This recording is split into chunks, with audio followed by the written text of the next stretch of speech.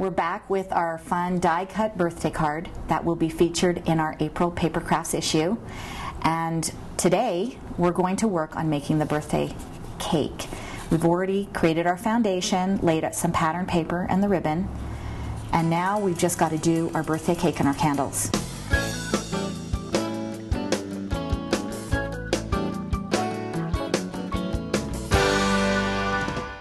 We're going to be using the Sizzix die cutting machine today. That's this well-used and well-loved machine, as you can tell by how dirty it is. And this die right here, and this is birthday cake, Doodle Die's birthday cake. We're going to open it up, and this is what the die looks like.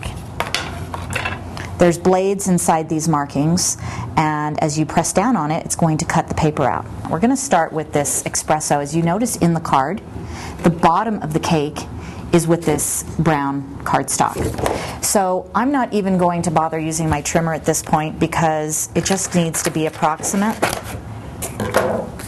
It's got to be able to cover the bottom of that cake. So I'm not cutting out the entire cake, I really just need to get that bottom platter of the cake.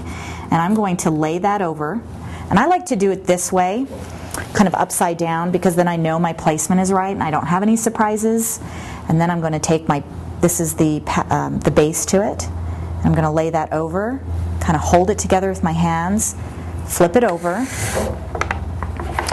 and then I'm going to push it underneath and press down.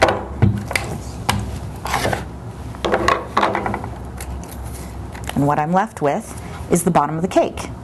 Even though we're just using the platter part of this cake, I'm going to leave this part, even though you're not going to see it, it's going to create a foundation or just a base for the rest of the pattern.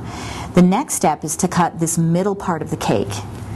And here what we've done is created basically our own pattern paper. And I've printed out just some birthday words, happy birthday, best wishes for a wonderful birthday, and I've repeated it over and over. In the middle of a piece of paper, it doesn't have to be anywhere specific because all I'm going to do at this point is cut it out.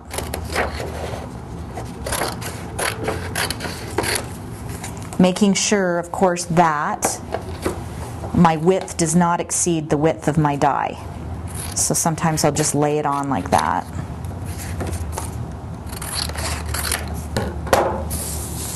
So once it's all trimmed, we've got our own pattern paper to die cut. Again, we're going to lay it down on our cake. Make sure that the words are facing up. You don't want it backwards like this.